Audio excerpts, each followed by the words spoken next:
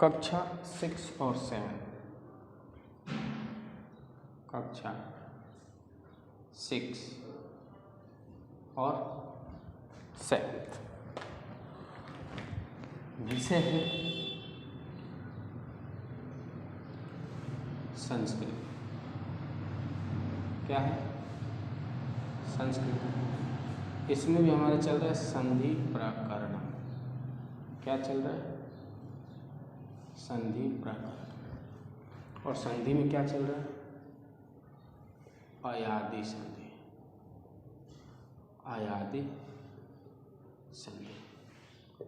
हम अयादी संधि के उदाहरण कर रहे हैं। आज भी अयादी संधि के उदाहरण करेंगे। जैसे पहला उदाहरण गए प्लस अंत्य। ठीक है, पहला पद दूसरा पद। पहले पद के अंत में ध्यान से देखें तो आई आ गया, प्लस करके अ क्या है? एक स्वर है। अयादी संधि क्या कहता है? पहले पद के अंत में आई आ जाए, उसके बाद में कोई स्वर आ जाए तो आई को क्या हो जाता है? आय आदेश हो जाता है। आई को क्या हो जाता है? आय आदेश हो जाता है। अब ग के ऊपर से स्वर हट गया तो ग आधा।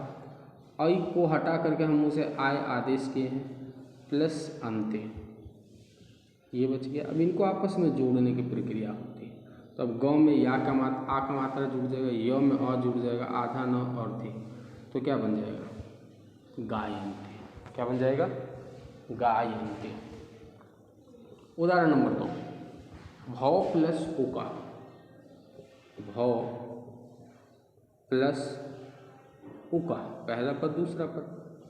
पहले पद के अंत में देखो औ आ गया, प्लस करके उ क्या है? एक स्वर है। अपना नियम कहता है कि पहले पद के अंत में औ आ जाए, उसके बाद में कोई स्वर आ जाए तो औ को क्या आदेश हो जाता है? आव आदेश हो जाता है। अब भ के ऊपर से स्वर हट गया तो भ आधा। औ को हम आव आदेश कर दिए, प्लस उका। अब इनको आपस में जोड़ देंगे तो क्या हो जाएगा? भावुक। क्या हो जाएगा? भावुक। क्या हो जाएगा? भावुक। इस प्रकार से बना भावुक शब्द। ये पहला। 2 उदाहरण हो गए। उदाहरण नंबर 3, तीसरा उदाहरण है असौ प्लस अयम। असौ प्लस अयम। असौ प्लस अयम, पहला पद दूसरा पद। अब यहाँ देखिए पहले पद के अंत में क्या है? औ आ गया, प्लस करके अ क्या है? एक स्वर है। अ क्या है? एक स्वर है। अ क्या है? एक स्वर है। तो ऐसे परिस्थिति में इस औ को क्या हो जाएगा? आव आदेश हो जाएगा। क्या हो जाएगा? आव आदेश हो जाएगा। अब स के ऊपर से स्वर हट गया तो ये आधा हो गया, उस स्वर को हम आव आदेश कर दिए, प्लस आया, ये बच गया। अब इनको आपस में जोड़ देंगे तो क्या हो जाएगा? आशा वयम। क्या हो जाएगा? आशा वयम। क्या तैयार हो जाएगा? आशा वयम। अब नंबर 4 पे अग्नो प्लस ए। अग्नो प्लस ए, पहला पद दूसरा पद। पहले पद के अंत में देखो यहाँ पे औ आ गया, प्लस करके ई क्या है? एक स्वर है। पहले पद के अंत में औ आ जाए, उसके बाद में कोई स्वर आ जाए तो औ को क्या होता है? आव आदेश होता है। क्या होता है? आव आदेश होता है। अब न के ऊपर से औ हट गया तो न आ जाए, इस औ को आव आदेश हो गया, प्लस ए। तो अब इनको आपस में जोड़ देंगे तो अब ग में आ का मात्रा लग जाएगा, व में छोटी ई का मात्रा लग जाएगा, तो अग्ना वी अपना उदाहरण तैयार हो जाएगा। क्या हो जाएगा? अग्ना ए। उदाहरण नंबर 5, पांचवा उदाहरण दिया हुआ भव प्लस आयते। क्या दिया हुआ? भव प्लस आयत, ये दिया हुआ है। पहला पद दूसरा पद। अब ध्यान से देखें, यहाँ पहले पद के अंत में क्या आ रहा है?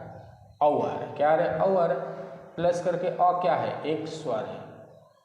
तो पहले पद के अंत में औ आ जाए, उसके बाद में कोई स्वर आ जाए तो औ को क्या हो जाता है? आव आदेश हो जाता है। क्या हो जाता है? आव आदेश हो जाता है। अब भ के ऊपर से औ का स्वर हो गया, हट गया तो भ आद। औ को हम आव आदेश किए हैं, प्लस आयते। अब इसको आपस में जोड़ देंगे तो क्या बन जाएगा? भावयति, भावयति क्या बन जाएगा? भावयति क्या बन के तैयार हो जाएगा? भावयति। नंबर 6 पे है इंदो प्लस उदिते, इंदो प्लस उदिते। नंबर 6 पे दिया हुआ इंदु प्लस उदिते, सभी के जैसे ये भी है, इसमें भी हमें क्या करना है?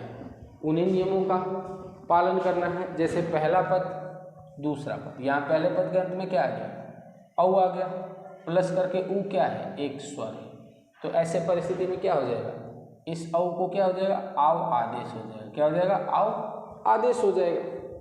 अब द के ऊपर से औ का मात्रा हट गया तो द आता, इस औ को हम आव आदेश कर दिए, प्लस उ दीते, ये बचा है, इनको आपस में जोड़ देंगे तो क्या बन जाएगा? इंदा उ दीते। क्या बन जाएगा? इंदा उ दीते। तो इस प्रकार से आप इनको सरलता से समझ करके अयादी संधि के नियमों को पढ़ करके, अयादी संधि को सरलता से समझ करके इनको आप हल कर सकते हैं। बस नियम का ध्यान रखना है कि अयादी संधि 4 स्तरों पे पूरी होती है।